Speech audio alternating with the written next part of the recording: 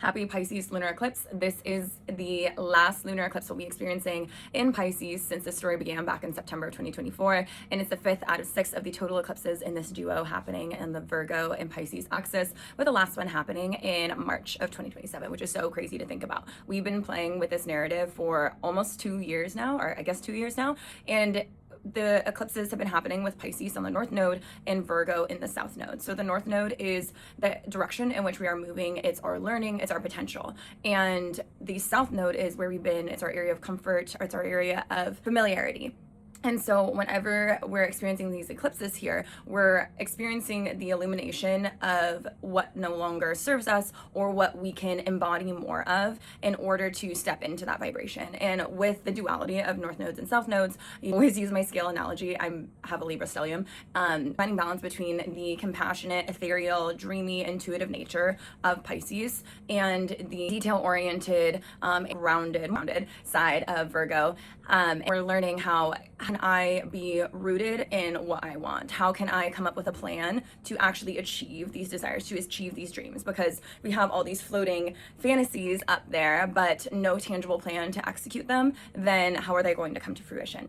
So that's a story we've been playing with for the last few years. And this has been particularly influencing the areas of your life ruled by Pisces and ruled by Virgo. So is a water, feminine, mutable sign, and water is teaching us flow. It's allowing us to connect to intuition, especially because Pisces is ruled by Neptune and Jupiter, which also holds wisdom and the opportunity to expand and fill space. It's a mutable sign, which is teaching us to be more adaptable and how can I understand others' perspectives and other experiences better. That's why Pisces is so compassionate. It's the last sign of the zodiac, so it takes a little piece of every other zodiac sign with it, brings it more understanding. And so we've been playing with this energy for a while, and now we're in the lunar eclipse of Pisces. So this means that this is a full moon happening in an eclipse. Eclipses are times of transformation. It is a catalytic event that is kind of anything that no longer serves us, the old stories. Where have I fallen into patterns of maybe compassion with or being passive, or where have I sacrificed my own needs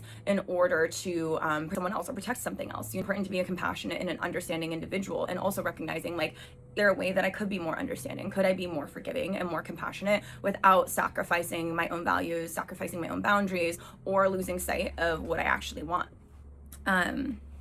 So while we are observing these eclipses impacting the Pisces and Virgo ruled areas of our life, we are seeing how can I embody more of the Piscean nature without falling too far to one side of the scale, and still approaching things with a detail, logical plan, being grounded by the Virgo elements of this. It's squaring Uranus and Gemini, and Uranus is unexpected changes, it's innovative thought, it is influencing the collective. Uranus is a generational planet, so it's a part of a bigger story, and it's everyone's feeling similar themes associated with this as well, particularly in the Gemini ruled area of your life, And so we are already experiencing those shifts in communication, in technology, in the collective, and the eclipses meeting up with this. A square is literally what it sounds like. It's like a harsh angle. So it's a little bit of friction here, and friction doesn't necessarily mean something bad is going to happen, but it's like this eclipse is going to like get something from underneath the couch and drag it out that you have been ignoring this whole time. It's going to require you to really look at this and pull it apart and notice the layers of it. That's the nature of these mercurial energies such as Gemini and Virgo. Pull it apart, look at all the details, and figure out what's true and what's not true. And that's also the influence of Pisces as well. Pisces can get us a little bit dreamy, a little bit fantasy, a little bit lost in la la land, for lack of a better way to put it. And we have to acknowledge what's actually happening in front of us, and there's a time and place for us to be in our dreamland, but we can't live there forever. And Uranus and Gemini is waking us up to that. And look at this. You have to actually acknowledge this now. And what are you going to do forward to break this pattern and not repeat this? And it will literally give you no choice but to acknowledge this. And this is a part of a bigger story with Uranus and Gemini. It's going to be here for another 8 years. So this is going to be themes coming up every time there's an interaction with Gemini. And then additionally, we have a Mercury zemi, which is essentially when Mercury and the sun meet up together. And the sun, just like the moon, is a luminary. So it's illuminating, it's literally shining the spotlight on this area of your life. And Mercury rules communication, intellect, as well as our thoughts and our logical mind. Whereas, like the moon is our emotional mind, Neptune is the spiritual mind.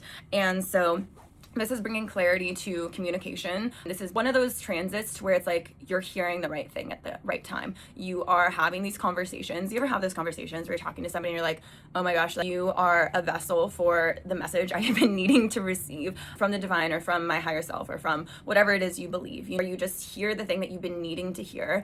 And so it's really paying attention to the words that are being spoken at this time with all of this mercurial energy. It's kind of the TLDR of Uranus and Gemini squaring this moon, as well as the Mercury and Sun cazimi happening on the south node. So it's highlighting how are the conversations I'm having, the conversations I'm overhearing, the words I'm reading, the words I'm writing, how are these reflective of this bigger story that I've been playing into, potentially for my whole life, especially if you have mutable placements in your chart. So if you have significant placements in Virgo, Gemini, Sagittarius, and Pisces, this eclipse is huge for you. This is the closing out of I am no longer sacrificing my desires, my peace, my safety for somebody else or for something else. I am no longer so comfortable taking care of others' needs instead of my own. This is the healing of not just the people pleaser wound, but like the tendency to become a martyr in an area of our life or to become a victim. There's different octaves within every sign, and it's really easy to fall into those mindsets of, well, there's nothing I can do about it. This is just how it is. I can't change it,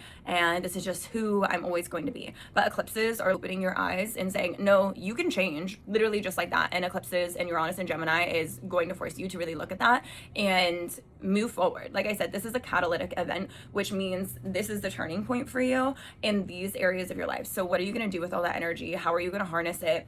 How are you going to allow it to propel you forward? And also keeping in mind, this is a Pisces moon happening, so it's going to be emotional. There will be plenty of tears shed, and allowing yourself to do that, finding compassion for yourself to express these emotions in the physical and however they come up for you, and ground into those rituals that feel comforting for you. I'm always an advocate for journaling, and that's definitely reflected in my chart. I think especially with all this Virgo energy, that will be really beneficial at this time, and getting clear on, just because this is who I've been and the tendencies I have previously affiliated with myself and the mindset that I did have, how can I switch the narrative? How can I reframe this? Instead of allowing myself to be a victim or overgiving, can I be more compassionate with myself? And sometimes the most compassionate thing you can do is to stand up for yourself, is to set a boundary. Sometimes that's the most compassionate thing you can do for other people as well. That's something that's really important to recognize, and I know has been a big pattern for me in this eclipse series, is recognizing by being somebody that is compassionate and empathetic,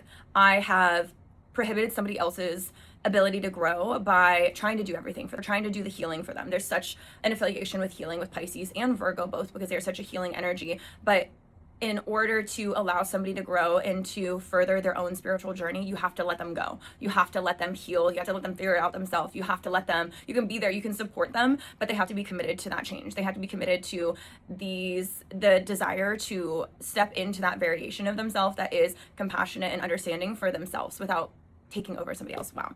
I just really went off on my own personal experience with this eclipse, but you know what? I can say whatever I want. And I know other people resonate with this too, because I've spoken with quite a few friends about these eclipses and how it's been showing up in their life. So I know I'm not alone in saying that. I'm going to finish this up with just a couple of reflection points or maybe journal points that I have been thinking about with these eclipses and have been really relevant to me, so maybe they'll resonate with some of you.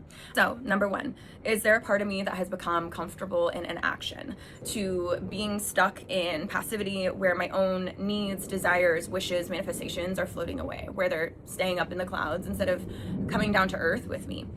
And that kind of takes right into the next one, is how can I bridge the gap between my dreams, my fantasies, my desires, and bring them into earth with a plan? That's that balance between Pisces and Virgo here, is like, what am I going to do about it? I'm action oriented now. You got to have that balance between the dreamy, the Lulu part and bringing it into something tangible. And then the last one, this is just general eclipse reflection that I think you can even take with you into this other side of the eclipses with Leo and Aquarius, is what patterns have been surfacing, particularly around March and September in these last few years. Since September of 2024, if I go back and look at my camera roll, where was I? Who was I? What was going on in my life? And how is that still happening? And is there a way that I can grow forward instead of repeating myself? Thanks for watching, guys. I hope you enjoyed this. Let me know where this eclipse is happening in your chart. If you have any personal like Pisces or Virgo placements, I'd be really curious to see how this is showing up for you. I know it's been super illuminated, some of my placements as well. And take care of yourself, be compassionate for yourself and for others, but not at the expense of your own well-being. And talk soon. Bye.